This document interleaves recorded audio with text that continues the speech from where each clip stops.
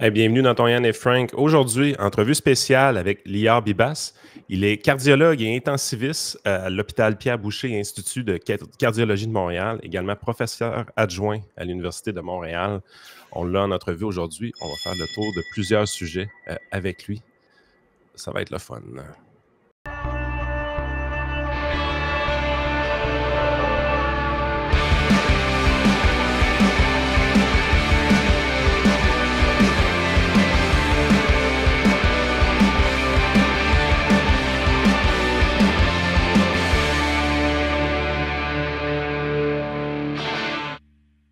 Bonjour, docteur Bibas. Donc, vous avez été mis sur la map de Twitter en fin de semaine.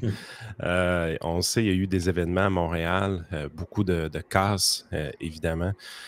Et vous avez voulu exprimer vos émotions, ce que vous ressentiez par rapport à ça, étant juif de votre côté. Et ce tweet-là a été repris assez rapidement. C'est un thread, en fait, c'est plusieurs tweets que vous avez faits.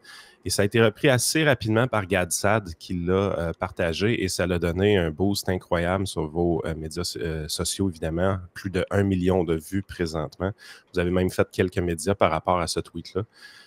Je vais vous laisser nous expliquer un peu comment vous vous êtes senti en fin de semaine quand vous avez vu ces événements-là à la télévision, comment ça se passe depuis un an environ dans votre communauté. Donc, je vous laisse la parole. D'abord, merci pour l'invitation. Alors, ouais, justement, quand j'ai publié mes tweets, et j'en ai fait une version en anglais et une version en français. Celle en anglais, en fait, a atteint presque 3 millions de vues sur Twitter. Puis, comme vous avez dit, en français, ça a atteint 1 million.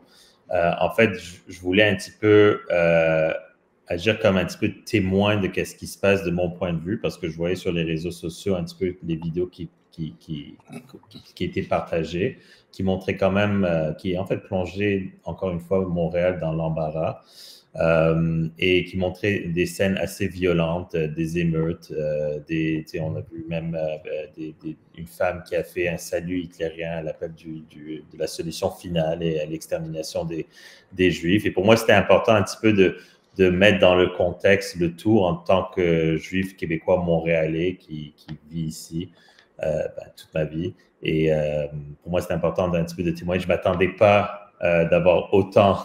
Normalement, quand je partageais quelque chose sur Twitter, j'avais genre un like, puis that's it. Et, alors, je ne m'attendais vraiment pas à ça, mais c'est un message que je pense qui a résonné partout dans le monde. Mais aussi, qu'est-ce que moi j'ai apprécié, c'est, on dirait, ça comme, c'était pas politique, dans le sens que c'était très honnête et personnel. J'ai vu quand même, il y avait des politiciens qui l'ont retweet. Et je pense que c'était vraiment juste honnête et personnel et ça venait du fond du cœur et un petit peu de mon expérience personnelle en tant que médecin juif québécois au Québec. Effectivement, on voit que vous êtes quand même beaucoup impliqué de plus en plus au niveau de la sensibilisation. Vous avez été parmi ceux qui ont fondé l'Association des médecins juifs du Québec. Vous êtes le vice-président d'ailleurs de cette association-là. Puis ça a été fondé relativement récemment, je crois, depuis le 7 octobre environ. Qu'est-ce que vous essayez de faire avec cet organisme-là en réalité? Alors, on s'est formé à la suite un petit peu du 7 octobre 2023. Alors, bon, on sait très bien qu'est-ce qui est arrivé en Israël. Alors, il faut comprendre que pour nous, la communauté juive ici, qui a des liens assez proches à Israël, que ce soit des liens de confession ou des liens personnels. Moi, j'ai des dizaines de cousins et de tantes, oncles en Israël. Alors, c'était un gros choc pour nous. C'était vraiment un deuil énorme qui était difficile à vivre durant les premières semaines et qu'on ressent aujourd'hui. Mais en fait, nous, qu'est-ce qu'on a ressenti ici au Québec? C'est un petit peu une deuxième vague qui a commencé vraiment le lendemain, qu'on a vu des manifestations déjà avant toute riposte d'Israël, anti-Israël, pro-Hamas. On a vu des gens donner des bonbons dans les rues, des scènes qu'on ne pensait pas qu'on allait voir dans l'Occident, mais qu'on a vu chez nous. Et pour nous, cette vague, cette deuxième vague de contre-choc persiste jusqu'à aujourd'hui. Et en fait, a plongé toute la communauté juive dans un genre d'une situation. En fait, on sait qu'on a notre place ici parce que ça fait des centaines d'années qu'il y a une communauté juive. On sait qu'on donne le tout pour cette société-là, mais on se demande est-ce qu'il y a un avenir pour nous ici et pour nos enfants. Alors, le but de l'association, on s'est formé vraiment dans la suite du 7 octobre. On s'est rencontré le 14 novembre, un groupe de médecins, surtout francophones, et on s'est formé afin de donner… En fait, notre premier but, c'était de protéger nos étudiants et résidents. Comme vous savez, en médecine, oui. la formation est très longue, elle est très hiérarchique. Comme résident et étudiant, des fois, on est très limité de qu'est-ce qu'on peut dire. On se fait évaluer à tous les jours, puis c'est des évaluations qui peuvent avoir une mauvaise évaluation, ça va avoir des conséquences sur ton plan de carrière, sur ton recrutement, sur ta formation. Alors, ils sont très limités. Alors, nous, on a entendu très vite, on a entendu des histoires comme des étudiants qui se font ostraciser, des étudiants qui disent la relation a complètement changé avec mon patron du jour au lendemain.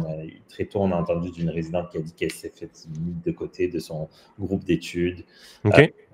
Alors, il y a eu plein de ces incidents-là. Puis au début, on était juste là pour les protéger, on voulait leur offrir un soutien et une sensation de sécurité, mais rapidement, on s'est dit comme quoi on doit se former formellement. Et on a fait toute la paperasse, tout le reste. On s'est formé officiellement le 4 décembre 2024. Puis ensuite, on a appris rapidement qu'il y a même des gens qui ont eu la même idée que nous en Ontario, en Colombie-Britannique. Alors, ils ont formé une association médicale juive d'Ontario, JMAO. Il y a même une en Colombie-Britannique. Alors maintenant, on travaille ensemble aussi sous un parapluie de la Fédération canadienne des associations médicales juives pour aborder des sujets qui sont plutôt nationaux d'un point de vue canadien. Nous, on s'occupe en tant qu'Association des médecins juifs du Québec, AMGQ, de nos membres ici, de nos dossiers ici au Québec. Bien évidemment, les dossiers francophones et le reste des provinces sont surtout en anglophone. Puis on est rendu maintenant à 550 membres. OK. Dont environ 150 étudiants et résidents et 400 médecins qui travaillent dans le réseau de la santé. J'ai remarqué, le bout sur les étudiants m'interpelle quand même beaucoup parce qu'on sait que les manifestations pro-palestiniennes qui sont quand même assez…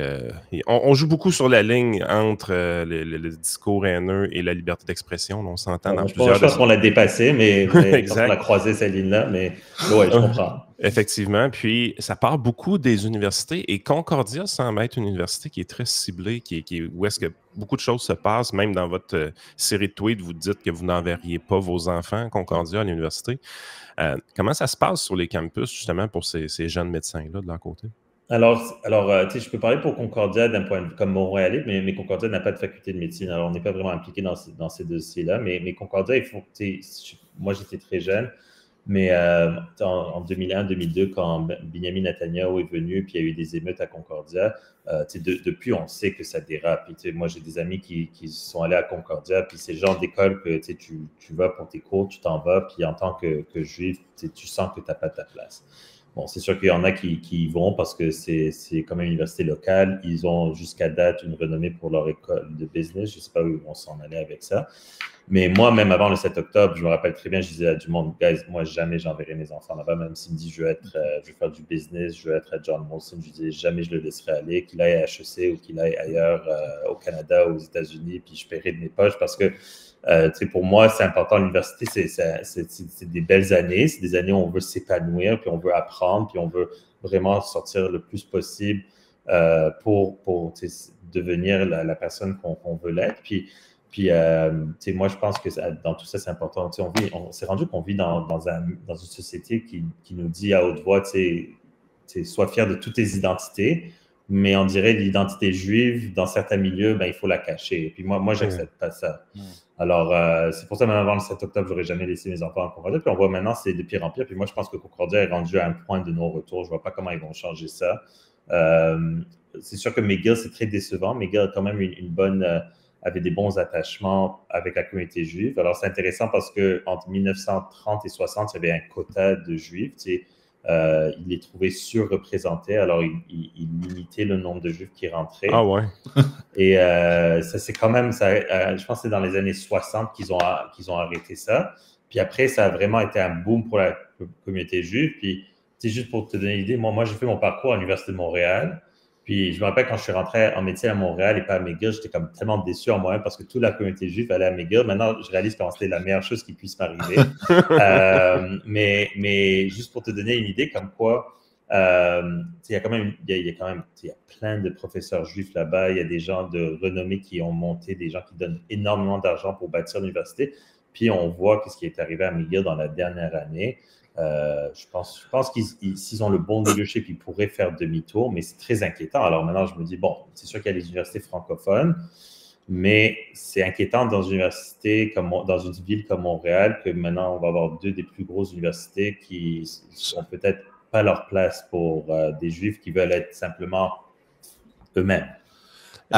À partir de quand vous pensez que ça a commencé? Parce que vous dites justement que c'était bien avant le 7 octobre, qu'on voyait vraiment les signes avant-coureurs. Puis justement, quand vous dites, vous en parlez dans votre thread, justement, à quel point justement McGill a été vraiment un refuge pour les étudiants juifs pendant longtemps et ça s'est dégradé au fil du temps. Écoutez, on en parlait il y a l'année dernière, ça a fait, je pense, un an, il y a quelques semaines. Il y a eu, je pense, un mois après le 7 octobre, au cours de novembre 2023, il y a eu, je pense, un chargé de cours de l'UEDM qui a dû être... je pense qu'il a été renvoyé ou expulsé à cause qu'il avait fait littéralement des attaques anti-juives ou souhaitait la mort des Juifs.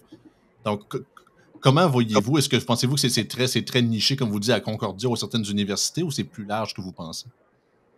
Moi, je pense que c'est plus large qu'on pense. Et je pense que cette vague d'antisémitisme qu'on voit, ça a commencé en fait. Je pense que l'antisémitisme, si on regarde ça historiquement, c'est quelque chose de très insidieux. On ne réalise pas où on en est. C'est très progressif comment ça s'installe. On peut s'imaginer qu'un juif dans les années 1930 en Europe ne pouvait pas croire qu'est-ce qu'il attendait 10-15 ans plus tard. Alors, je pense qu'on sentait que ça se détériorait, surtout avec ce qui se passait à Concordia pendant ces années-là. Mais depuis le 7 octobre, écoute, c'est en montée fulminante. Puis ce qui est surprenant, c'est dans les manifestations qu'on voit, ce qui est vraiment surprenant aussi, c'est qu'un, il y a beaucoup de violence. Tantôt, je disais, on est sur le bord de la ligne. Vous dites, on la traverse souvent, cette ligne-là. Ouais. Nous, on est à Lévis, on est à Québec. Je veux dire, ces affrontements-là entre les communautés, c'est pas quelque chose qu'on vit beaucoup dans notre coin. Expliquez-nous un peu à Montréal comment ça se passe dans les rues, justement, quand il y a ces manifestations-là pro-palestiniennes qui sont très fréquentes, là, presque à toutes les fins de semaine, on dirait. Comment ça se passe pour, justement, un Juif dans les rues de Montréal qui veut juste vivre sa vie, qui veut juste se déplacer d'un point A au point B? Est-ce qu'on ressent une friction souvent avec ces manifestations-là? Ben, c'est sûr. Moi, je pense que la plupart des gens vont les éviter. Ils ont lieu, je pense, ils ont lieu surtout au centre-ville, des fois dans l'est de la ville. La communauté juive de Montréal se situe plus comme au centre-ouest de la ville. Alors, c'est sûr, dans notre petit coin d'arrondissement où on habite, ils sont pas venus dans notre coin. Alors, notre vie de tous les jours dans notre circonscription, elle est très calme. C'est plus, on ressent comme... où est-ce qu'on peut s'en aller? C'est sûr que moi, des fois, si je sors les week-ends, je vais aller voir, est-ce qu'il y a une manifestation dans ce coin-là parce que je n'ai pas envie de m'y rendre. Mais moi, je trouve le gros problème qu'on a, c'est que il ne faut pas dire comment ça impacte les Juifs. Alors oui, ça impacte les Juifs, mais ça impacte Montréal au complet, ça impacte le Québec au complet. Je ne suis pas quelqu'un de business, mais je vois mal comment un investisseur peut voir qu'est-ce qui se passe et dire, moi, je vais aller miser sur le Québec. Montréal est rendu dans un chaos total. On dirait qu'il n'y a plus d'ordre, il n'y a plus de loi. Je suis tout pour les manifestations pacifiques, mais ce ne sont pas des manifestations pacifiques. Puis on dirait à chaque fois, on dit, cette fois-là, il y a un dérapage. Cette fois-là. Mais ça fait quand même 14 mois, puis c'est comme la même chose à chaque fois, puis ça se détériore à chaque fois. Puis il faut le voir que ça met notre ville vraiment dans... Moi, j'ai de la famille en Israël. Ils sont en guerre. Il y avait des roquettes dans le nord. Qu'ils ont quand même frappé. Puis j'ai ma famille à moi qui me demande comment moi je vais. Parce qu'ils voient la situation, puis pour eux, OK, ça, c'est pas normal. Là. Ouais, alors je pense qu'il faut le voir, oui, on peut le voir comme l'antisémitisme, ça atteint les Juifs, mais je pense qu'il faut le voir comme cette situation, finalement, atteint tous les Québécois. Et si on veut une meilleure société, il faut mettre fin à ça. Effectivement, moi, ce qui me frappe le plus dans ces choses-là, c'est qu'on l'a vu, c'était extrêmement violent vendredi passé. Les vitres ont été cassées sur plusieurs commerces. Il y avait du feu partout. Il y avait une tonne de manifestants plutôt. Et les policiers semblaient extrêmement passifs. Tellement passifs que ça a fini avec seulement 3 arrestations. Ouais. J'ai ressorti juste pour le fun le nombre d'arrestations qu'il y a eu, mais avec des émeutes du Canadien de Montréal. Et on a vécu, par exemple, en 2021, une émeute. Les Canadiens avaient battu les Golden Knights dans un 6e match, tout ça. Et il y avait eu 15 arrestations à ce moment-là. Même en 2008, il y avait eu aussi quand même plusieurs arrestations dans un match contre les Bruins. Et la ville, pour se faire dédommager les autos de police qui avaient été détruites, était même allée jusqu'en Cour suprême pour obtenir de l'argent, demandait 500 000 aux manifestants qui avaient été interceptés, qui avaient été vus par vidéo, et ainsi de suite. Et il avait finalement obtenu 180 000. Quand on arrive avec ces manifestations-là extrêmement fréquentes, pro-palestiniennes, 3 arrestations, malgré toute la cause. Je veux dire, moi, là, comme personne de l'extérieur qui vient en dehors de Montréal, qui voit ça, je me dis, le 2 poids, 2 mesures me semble extrêmement frappant. Quand c'est pour du hockey, on a une facilité à arrêter les déboires, mais quand c'est pour une manifestation politique, on se ferme les yeux du côté de la police. Et la réaction de la mairie aussi. On a vu également les propos de Valérie Plante, que semble-t-il que ce serait des casseurs professionnels qui auraient supposément infiltré la manifestation dite pacifique. Mais donc, c'est ça. Quand on parle d'autres manifestations, mettons, de certains d'autres mouvements politiques qui ne sont pas nécessairement de progressistes ou quoi que ce soit, c'est rare que cette excuse-là sorte, disons ça comme ça. Mais est-ce que vous sentez ce 2 poids, 2 mesures-là sur l'île de Montréal? Ah, ben, tout à fait. Là. Ça se fait depuis 14 mois qu'on se fait dire par la mairie comme quoi c'est des gens qui sont juste frustrés de ce qui se passe au Moyen-Orient, qui cherchent une soupape pour dégager leur colère, on a un droit à des manifestations pacifiques. Elle avait même sa commissaire de la lutte contre le racisme, Boshra Manaï, qui était apparemment à une de ces manifestations-là, puis elle l'a gardé dans son poste. C'est un genre de... Avec les encampements, ça a pris des mois, ça s'est rendu que ça a pourri le terrain de McGill, ça a pourri la ville de Montréal. Et puis, malgré tout ça, il y a une souplesse qui est exagérée et irresponsable et une indifférence, à mon avis. Il faut arrêter ça. On a besoin du leadership qui est fort. C'est un petit peu comme ça, elle nous fait du gaslighting. À chaque fois, elle dit « Ah, ben cette fois-ci, c'était pas si pire. Cette fois-ci, c'est comme elle nous embrouille. » On dirait qu'on n'habite même pas dans la même ville. Puis c'est elle qui est la chef de la ville. Puis honnêtement, c'est très décourageant et décevant, son inaction, son indifférence et sa complaisance envers tout ce qui se passe. Je vous mets une image à l'écran, vous l'aviez partagée ce matin. C'est une petite histoire qui se passe dans un Second Cup sur l'île de Montréal, justement. Second Cup qui, évidemment, a eu beaucoup de presse dans cette histoire-là parce qu'une de leurs franchisées, c'est elle qui a été vue à faire un salut nazi de son côté, qui s'est vue sa franchise retirée. L'entreprise qui est quand même correcte avec les employés, qui continue de les payer en attendant de trouver un autre franchisé. Je pense que l'entreprise a été très, très, très proactive avec une de leurs franchisées qui a eu un langage haineux. Puis on sent, bien évidemment, que plusieurs personnes ont le goût de supporter Second Cup dans cette histoire-là. Et là, c'est un rabbin, dans le fond, sur l'île de Montréal, qui est allé prendre un café de son côté au Second Cup et qui avait une manifestation encore où des gens qui s'attroupaient proches du Second Cup qui étaient pro-Palestine. Et la police lui a demandé de s'en aller parce que c'était comme si lui, de par sa présence, de par le fait d'exister, était d'une certaine façon un agent provocateur.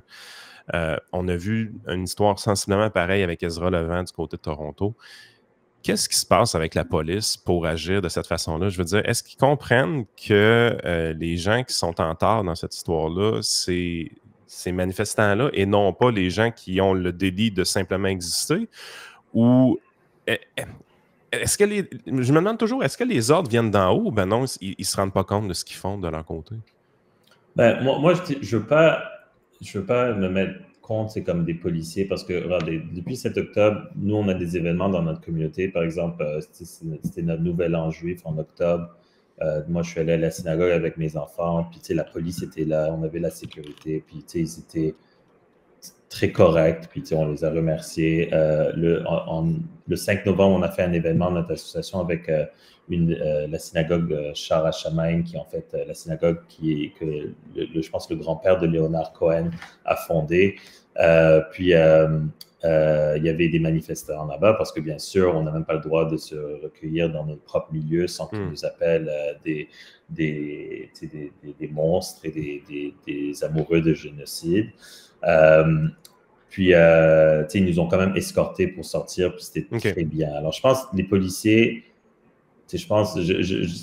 j'ose espérer et je crois vraiment que chaque policier est rentré pour être policier pour les bonnes raisons, mais ça prend, tous les problèmes dans la société, ce sont des problèmes de leadership. Je pense que ça vient d'en haut, puis je pense qu'eux, sûrement, ils attendent des ordres, puis le leadership municipal, que ce soit la mairie ou le chef de police, peut-être leur donne pas les ordres adéquats ou appropriés pour rentrer en mesure. Mais moi, mon expérience personnelle depuis le 7 octobre avec des policiers, elle n'est que positive. Mais j'avoue qu'on entend il y a eu 3 arrestations, puis ils le disent comme quoi, ben, ça veut dire qu'on a agi. Ben, moi, je le voyais de la même façon. Je dis, il y a eu comme plusieurs vies de cassés, plusieurs, il y avait des gens qui le filment, il y avait de la place pour au moins comme une 50aine d'arrestations. Comment est-ce qu'on a eu juste 3, là? C'est une souplesse qui, en fait, est exagérée et inacceptable. Là. On ne peut pas vivre, on a besoin des règles, des lois dans notre société pour fonctionner. Peut-être vous voulez faire une dernière question avant de vous laisser partir. Dans votre thread, vous soulignez qu'il y a souvent des attaques vers les institutions juives, des cocktails Molotov. Évidemment, il y a eu des attaques à main armée également. Est-ce qu'il y a un stress dans la communauté de ce côté-là qui s'est installé? Je veux dire, moi, quand je lis des choses comme ça, je me demande toujours si je suis encore au Canada. Je le répète, dans notre petit quartier tranquille de Lévis, c'est pas des choses auxquelles on est confronté. De voir que les gens à Montréal vivent ce genre de pression-là, de vivre dans un monde où est-ce qu'à tout bout de champ, quelqu'un peut faire ce type d'attaque-là, je le comprends mal. Est-ce que c'est normal? Parce que c'est un conflit entre des États au Moyen-Orient. Je veux dire, c'est pas un conflit racial. C'est pas quelque chose qui devrait être importé au Québec, ce conflit-là. On peut avoir une opinion, on peut exprimer un support. Ça, c'est des choses qui sont normales. On peut manifester une fois de temps en temps de manière pacifique. C'est des choses qui sont normales. C'est des choses qu'on veut voir dans notre Constitution. Mais là, d'une manière aussi fréquente, aussi violente, avec des attaques qui sont aussi intensives, je me dis, il y a quelque chose d'autre en arrière de ça qu'il faut aller mettre la main là-dessus puis arrêter ça. Je veux dire, il ne faut pas importer les conflits d'étrangers dans une terre d'accueil comme le Québec. Qu'est-ce que vous pensez par rapport à ça? D'abord, je suis complètement d'accord. Alors, moi, je le vois, moi, je vois qu'est-ce qui se passe ici comme différent de ce qui se passe au Moyen-Orient. Mais c'est comme, ils sont comme associés et reliés, mais il faut les aborder différemment parce que la guerre au Moyen-Orient entre Israël et la Palestine et au Hamas, ça dure, dépendant des historiens, il y en a qui vont même dire que ça dure depuis presque une centaine d'années. Okay? Bon, c'est sûr que moi, je supporte Israël, mais je supporte aussi, moi, dans mes meilleurs vœux, ça serait qu'il y ait de la paix entre Israël et tous ses voisins, incluant la Palestine. Maintenant, qu'est-ce qui se passe ici? Moi, qu'est-ce que j'entends des fois et que je ne suis complètement pas d'accord, c'est des gens qui disent, par exemple, une fois que le conflit en Israël, ou une fois qu'il y aura la paix, ou une fois qu'il y aura au moins un cessez-le-feu, les choses vont se calmer. Il n'y aura plus ces affaires-là, puis il n'y aura plus d'antisémitisme. Et ça, je refuse d'accepter parce qu'il y a un problème d'antisémitisme qui est ici et là au Québec, et il faut agir ici et là. Si on dit qu'on va juste attendre ce qui se passe en Israël de se régler, et ensuite, oui, les choses vont sûrement être plus calmes si les choses se règlent, mais le problème va toujours être là, puis il va juste continuer à croître, encore une fois, lentement, de façon insidieuse. Puis la prochaine fois qu'il y a la moindre affaire, ça va devenir encore plus virulent que c'était cette fois-ci. Il faut comprendre que nous, comme Juifs, on connaît notre histoire. On sait qu'est-ce qui est arrivé dans d'autres pays.